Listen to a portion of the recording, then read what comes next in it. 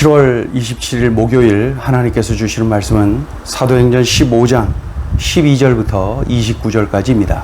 봉독을 합니다.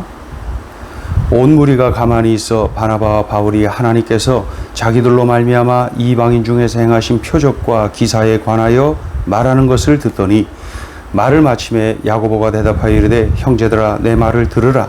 하나님이 처음으로 이방인 중에서 자기 이름을 위할 백성을 취하시려고 그들을 돌보신 것을 시몬이 말하였으니 선지자들의 말씀이 이와 일치하도다.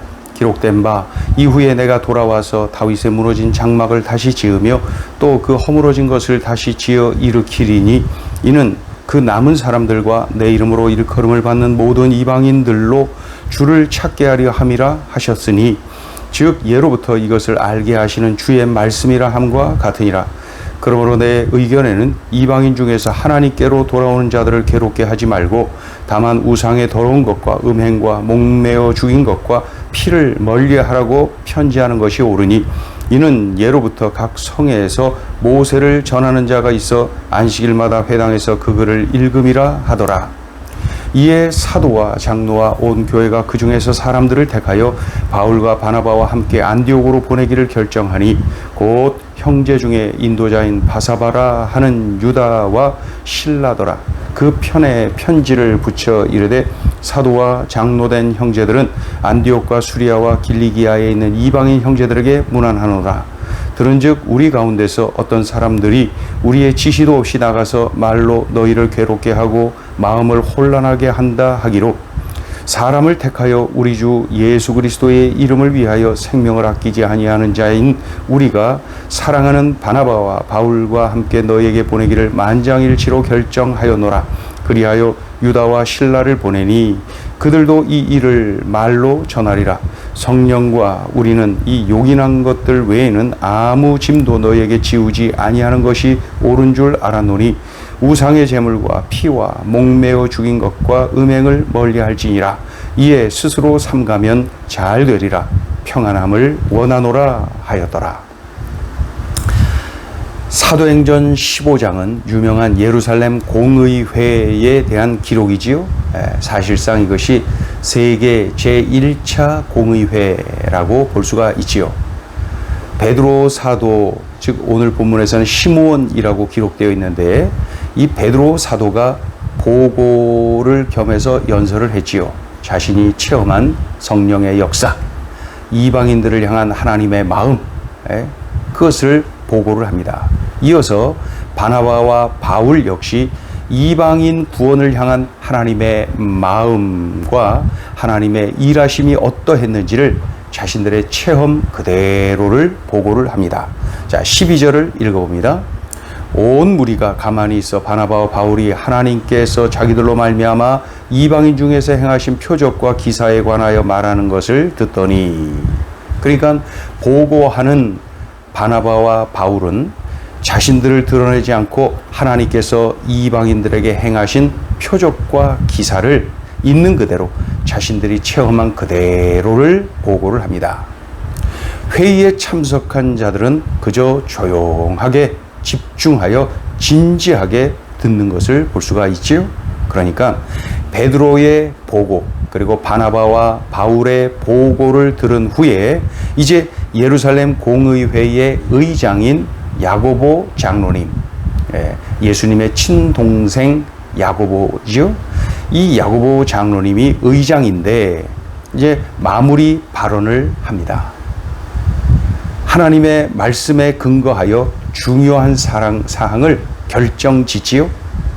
하나님은 유대인의 하나님이신가 동시에 이방인의 하나님이시다. 이 사실을 선포합니다. 그리고 선지자들의 예언한 대로 다윗의 후손인 예수 그리스도를 통해서 이방인이 하나님의 백성 공동체에 들어오게 될 것임을 선포하게 되는 거지요. 지금 베드로와 바나바, 바울의 보고를 통하여서 입증이 되었다는 거예요. 그러니까 선지자들을 통하여서 이방인들이 구원받을 것이 이미 예언되어져 있었고, 그리고 이 사도들 베드로, 바나바, 바울, 이 주님의 일꾼들을 통하여서 체험되어졌고, 그러니 이 공의회의 의장인 야고보가 선포를 한 것이죠. 이방인들에게도 하나님의 구원이 임한 것이다. 이방인들도, 유대인뿐만 아니라 이방인들도 하나님의 백성이 되리라 말씀하신 그 말씀이 응하여진 것이다. 예. 그 15절부터 17절까지가 이제 그러한 내용입니다. 예. 이어서 야고보 이 의장이죠. 야고보 의장이 이와 같이 하나님 말씀과 사도들의 체험을 근거로 해서 중요한 결정을 내립니다. 예. 다시 한번 확인하면 그 내용이 뭡니까? 이방인들이 하나님께로 나오는 것을 괴롭게 하지 말아라. 잘 받아주어라. 예. 하나님의 뜻이다. 하나님의 바람이다. 선지자들을 통하여서 하나님이 이미 말씀하셨다. 그리고 이 사도들을 통하여서 지금 입증되지 않았느냐. 그러니 이방인들이 하나님께로 나오는 것을 괴롭게 하지 말아라. 여기서 괴롭히다는 것은 무엇을 의미하냐면은 할례를 받아야지만 구원받는다. 이런 거 적용하지 말아라. 율법을 다 지켜야지만 구원받는다. 이런 거 적용하지 말아라. 그 대신 네 가지, 이방인들이 행하여서 유대인들에게 거리낌이 되는 이 네 가지를 피하라고 권면을 합니다. 19절, 20절에 나와 있죠? 읽어볼까요? 19절, 20절. 그러므로 내 의견에는 이방인 중에서 하나님께로 돌아오는 자들을 괴롭게 하지 말고 다만 우상의 더러운 것과 음행과 목매어 죽인 것과 피를 멀리하라고 편지하는 것이 옳으니 요 네 가지를 멀리하라고 권면을 하고, 이것은 이제 문화적인 차원이죠. 그럼에도 불구하고 이러한 모습들이 유대인들에게는 거리낌이 되거든요. 같이 교회의 일원, 같은 신앙 공동체의 일원으로서 거리낌을 주는 것은 안 좋지요. 그래서 그런 것들을 이제 권면을 하고, 그 대신 할례를 받아야지만 구원받는다.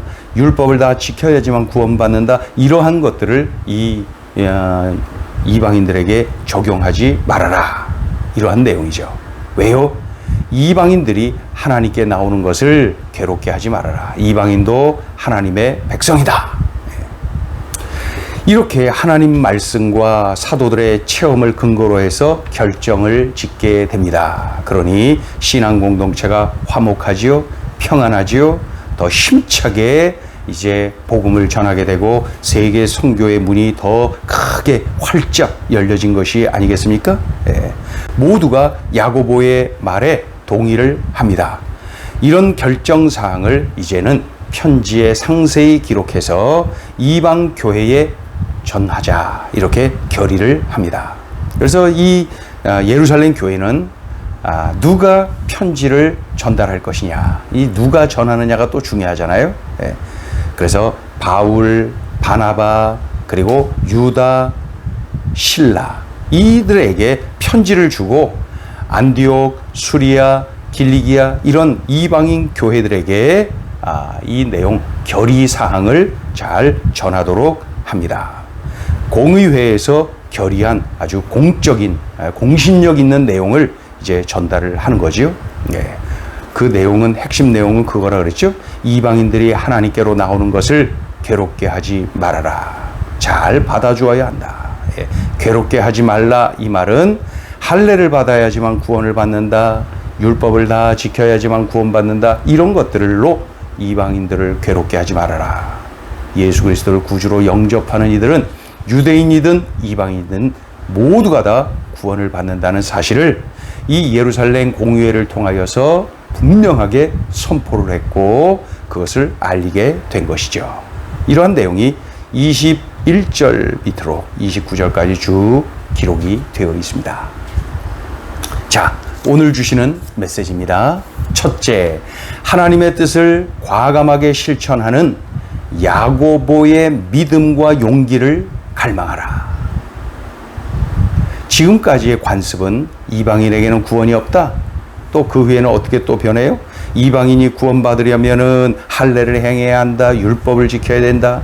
예. 그러나 이 사도들의 체험을 들었지요. 그리고 이미 선지자들을 통하여서 하나님의 말씀이 예언되어졌지요. 예. 유대인뿐만 아니라 이방인들까지도 하나님의 백성이 될 수 있다고 말이죠. 예. 그래서 이 예루살렘 공의회를 통하여서 의장 야고보 장로님이 선포를 한 것이죠. 예. 그런데 이러한 결정 그리고 선포 그로 인하여서 야고보 장로님이 어떤 그 극단적인 유대교도들에게 비난을 받을 수가 있고 공격을 당할 수도 있고 그렇지 않겠습니까? 예. 그 선민 사상에 찌들어 있는 자들 말이죠. 예. 그러나 이것은 하나님의 뜻이다 라고 하는 그러한 분명한 믿음이 바로 이 야고보 장로님에게 있었기에 과감하게 하나님의 뜻, 하나님의 말씀을 바탕으로 근거로 하여서 선포하고 또 실행에 옮기는 것을 볼 수가 있지요. 이런 야고보의 믿음, 야고보의 용기 있는 결단으로 인하여서 세계 선교의 문이 활짝 열리게 된 것입니다. 예. 수많은 이방인들이 이제 예수 그리스도를 영접하는 그 믿음, 또 그들을 구원받게 하는 우리 주님의 은혜로 인하여서 영생을 얻게 되는 것이죠. 요한복음 3장 16절이 기억이 나죠? 하나님이 세상을 이처럼 사랑하사 독생자를 주셨으니 이는 그를 믿는 자마다, 그러니 유대인이든 이방인이든 예수를 구주로 믿는 자마다 누구든지 멸망치 않고 영생을 얻게 하심이라. 이게 하나님의 뜻이, 우리 주님의 뜻이에요. 그러니 이거 하나님의 뜻이야. 그러면서 과감하게 그 하나님의 뜻을 선포하고 실행에 옮긴 이 야고보 의장, 그의 믿음과 그의 용기가 참으로 가슴에 와닿지 않습니까? 네. 하나님의 뜻을 과감하게 실천하는 야고보의 믿음과 용기를 우리가 갈망해야 됩니다. 하나님, 저에게도 그런 믿음, 그러한 용기 필요합니다. 이것을 우리가 갈망해야 되겠습니다. 자, 둘째 주시는 메시지입니다. 합력하여 선을 이루라. 예루살렘 공의회에서 결정된 사항을 이방 교회들에게 알려주어야 되겠죠. 편지를 잘 씁니다. 그 결정사항을 잘 쓰지요. 그리고 이제 전달을 합니다. 이방 교회 이곳저곳에 전달하는데 누구를 보냅니까? 바나바, 바울, 유다, 실라 이런 사람들을 이제 보냅니다. 편지와 함께 이들이 가서 전해주는 거 또 설명도 잘 해주는 거지요. 근데 그 가는 사람들 보면 나이가 많고 연륜이 높고 그리고 또 존경을 받는 바나바가 눈에 띄고요.